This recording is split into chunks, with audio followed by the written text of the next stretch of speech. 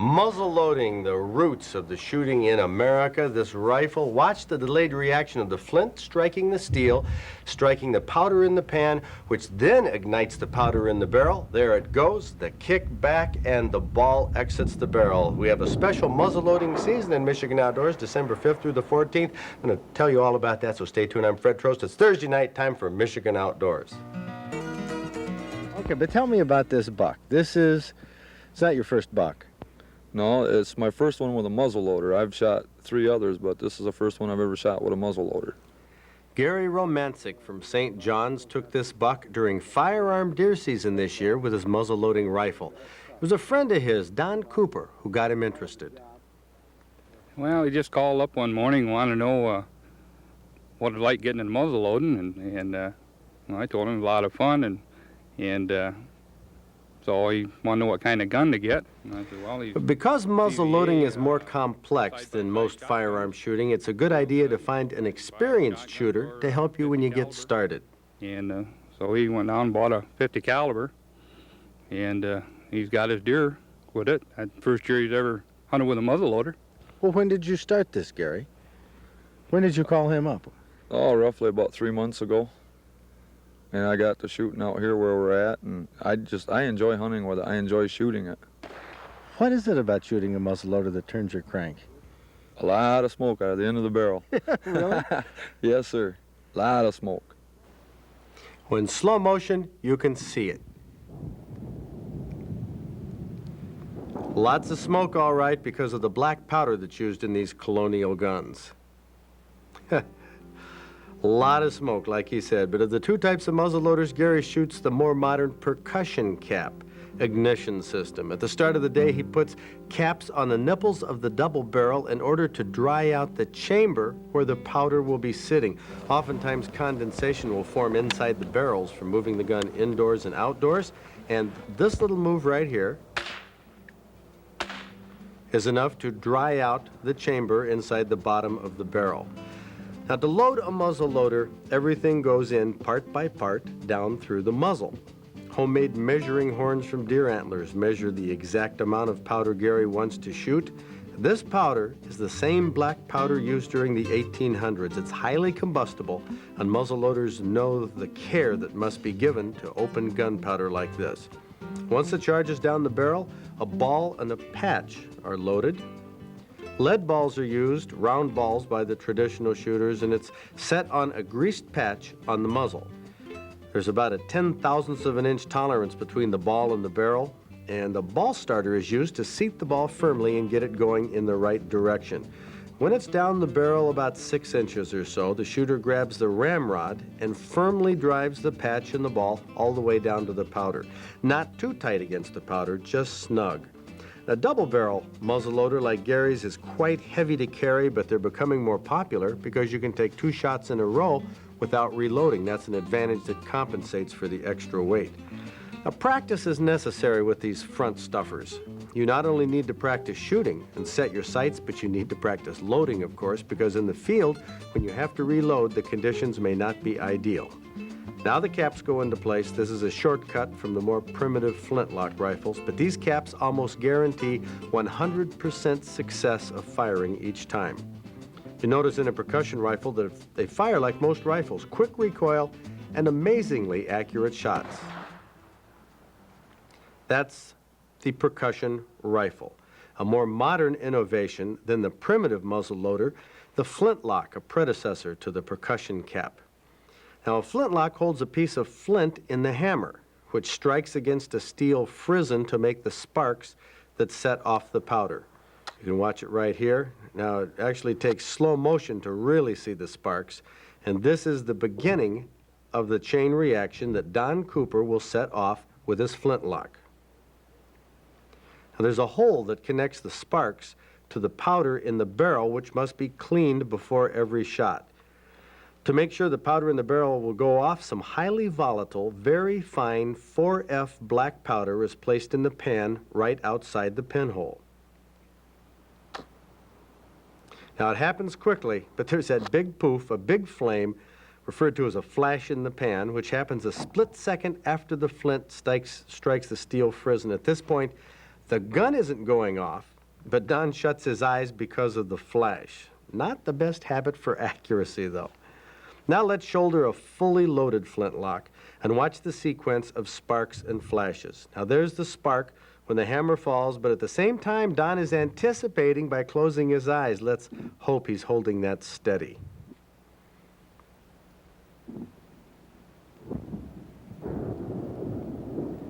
The chain reaction, complete with smoke and fire, makes shooting interesting, muzzleloader shooting, to a lot of people.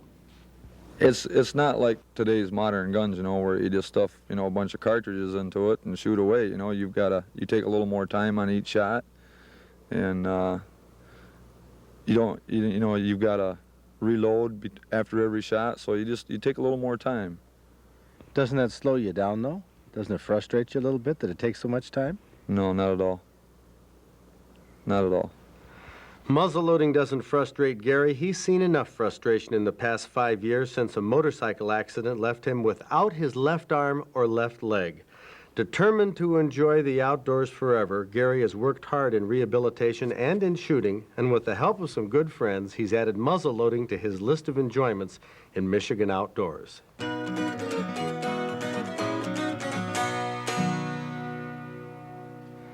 Kathy Beitler, by the way, got her deer last Saturday.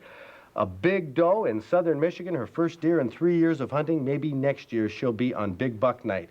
Where did the big buck come from this week? From Lapeer County. Charlie Dogie says it's an 18-point, using the method with the ring hanging in on all of the little tines that stick out. Charlie, this is quite a deer. Thank you. Lapeer County. Yes. Well, we're getting over in the Thumb. You know, I've got a lot of reports from people in the Thumb who've written to me and called me, and they've said, don't send any more hunters up here. We have a lot of poachers and just a lot of people hunting. Is that true in your area? Yeah, there's a lot of hunters, mostly in our area. It's just the neighbors and stuff. You know, there's not a lot of people come in there. Now, you're a fellow who's never been afraid of hard work for a No. living, right? No. What do you do? I'm a dairy farmer. Oh, man, morning and evening milking those cows. Yeah. So you got a little time off, and he's going to get some time off on Big Buck Night to come down and get this rack officially scored. It's a, oh, you call it a southern Michigan farm country buck. Any particular story go with it? The date was what, November? November 19th. Okay. My neighbors seen him laying in a hayfield, and he called us, and we got a few of the guys around, and we drove him out, and he come our way, and Came your way. came my way, yeah. And How big was this buck? well, he wasn't a real big deer, about 160, 165, I guess. We never did weigh him, but Well, you've been farming for how long? all my life, 56 All your years, life. 50 years. How long have you hunted down in southern Michigan on your farm for deer? Well, 10, 12 years now, Before then, up in the UP or Yeah, somewhere? mhm. Which is better? where I live. Oh, where you live Yeah, nowadays? yeah. Is this the biggest buck you've taken? Yes. Terrific. An 18-pointer, possibly. We'll have Brad Bruce, the official scorer, put the ring to all of these, and we'll see on Big Buck Night. That's next Thursday night. Who's going to do the milking? Well, probably Jim. Jim, one of your sons? Yes. Well, good. We'll leave. Jim's going to do the milking, and congratulations, Charlie Thank Dogie. From Lapeer County, you'll see him again on Big Buck Night. And now let's go to Bob Garner in the Outdoor Headlines. I think we all find it very unbelievable that Dr. Gordon Geyer, the head of the Michigan Department of Natural Resources, has moved as quickly as he has in just the last 7 months since he's been director to cure a number of problems he saw within the Department of Natural Resources. For a look at the problems he saw coming into it, let's take a look at a part of an interview I conducted with him last April. This department needs some, I call it fine-tuning, and it may be more than that, but mainly to clean up the administrative structure so that we're more decisive in our decision-making, and perhaps put a little touch of more personal understanding of people's problems. I sense that we've got outstanding people, especially in the field, and many in the central office, dedicated, extremely dedicated. And somewhere along the line, as we used to have in the Extension Service, which I always felt was a real people's organization and yet had a pretty tight administrative structure, we never forgot that those folks we serve out there are the ones that are most important. There's little doubt in anyone's mind that Gordon Geyer has fully taken charge and given the DNR some needed direction. For instance, he called for a thorough study of the DNR structure, and when he got it, He didn't let it gather dust. He took the recommendations and implemented them.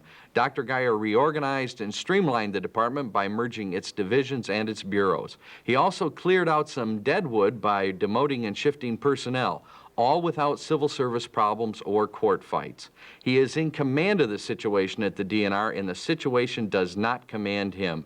As one veteran DNR employee told me recently, because of Geyer, he looks forward to coming to work every morning in what he called the new DNR.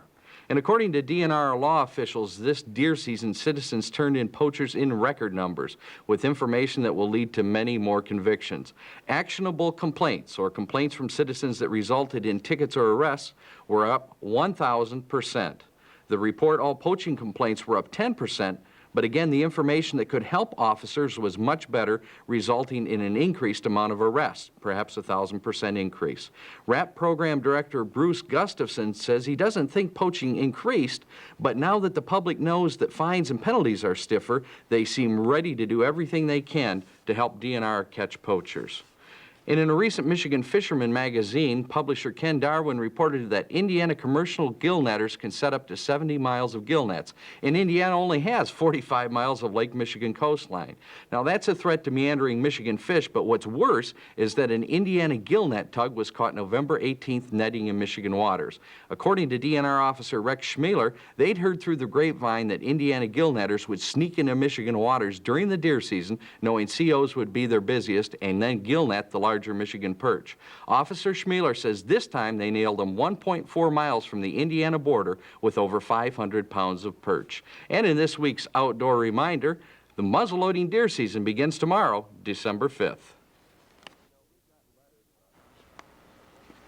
Bob, you know, we've gotten letters, in fact, and a phone call from a guy named Don Leisure from Edmore about poaching. He says, what can we do about people shining our houses at night? I have a whole rural neighborhood that would sign a complaint. We can't relax on our porches in the evening without lights in our eyes. We hear gunshots from a half hour after dark until dawn. It's gotten worse. I wish the DNR or somebody would stop it. He says there's just not enough COs up there. Yeah, of course, you know, there is no shining. You're never able to shine past 11 o'clock at night till 6 o'clock But the he's next morning. talking about the violators. The violators. And the lack of COs. Well, I think if they keep reporting these things and let their local police officials know, too, that they might be able to stem the tide of it. But shining has gone down considerably since this new law has been in place, banning it between 11 and 6. Yeah, let's hope so. The crunch is on for poachers and the illegal hunters. Now let's see if you can answer this question in our outdoor quiz. Are hunting and fishing activities that attract criminals? Well, apparently not, according to a survey of 10,000 inmates of the Knox County Jail in Tennessee. While 32% of Tennessee residents over 16 years old hunt or fish, only 2% of the jail inmates had ever owned fishing or hunting licenses. David Guffey from Swartz Creek sent in this recipe. It's called Venison Chefleur. A fancy name. And it was a top dog rated recipe in our contest last spring, Kathy. I can understand why. It tell you, is good. It's sort of an oriental, it's not really a stir fry No, not really. because it It's bakes done for in- quite a while. It's not done in a wok at all. Great flavor. Isn't that good, Bob? That is delicious. It's not tremendously difficult to cook either. You notice the venison that we have It's here all in the trimmed. dish. Yes, that's what I was going to say. You can see it in the dish right here as well as in the preparation. Not one bit of fat, None. fell, connective tissue. Oh, just good, clean meat. And you know, that could come from almost any part of the deer. Oh, yeah. And Just it would small t- pieces. It would taste tender and good in small pieces. This is where your shank would come in good for. It's got green pepper and cauliflower. And that's where it kind of makes its own soup. Kind of a, instead of potatoes that you usually have in soups, got cornstarch, soy sauce, beef broth, scallions, some sugar, and some butter. And we use scallions here instead of regular onions because it does add to it. I'm going to fry the garlic here. Just go smash it first. Smash it right down and That's right. put it in the frying pan. Yep. Boy, this is good. Oh, I know. It's got great flavor. And now this is good just like this. When this was done here, I could have just eaten that like that. Well, it's especially when it's not cooked to death. And you could smell that all over, just, you know. And now the flavoring. Now, soy sauce contains quite a bit of salt. A lot of salt. And it's got caramel flavoring in it. And beef broth is more salt. It does some of the broth from the beef, but it's also more salt. So you don't find any salt added to this recipe other than what's in the broth and soy sauce. And sugar, a lot of times when you add sugar and cornstarch together, you will mix them together rather than separate, but he called for them separate. And put it in at this time Right. before the green peppers, and then you simmer them for that way for 15 minutes or so. Yep. And going to add cauliflower, and it's going to cook. It cooks for about an hour by the time you're all done. Well, I guess he puts that in for an hour that way. Like that. And then the cauliflower. Because you don't want the cauliflower to cook all down to mush, Mhm. and it will. So the cauliflower is in for 15 minutes with the cornstarch. Yep, and that was thickening. The cornstarch will actually make a thickening, The scallions. so it won't be all watery. Yep. This tastes like a pepper steak recipe, and Bob here needs some more. I sure do. Well, what do you like Little- best about it, a little Bob? bit, the venison.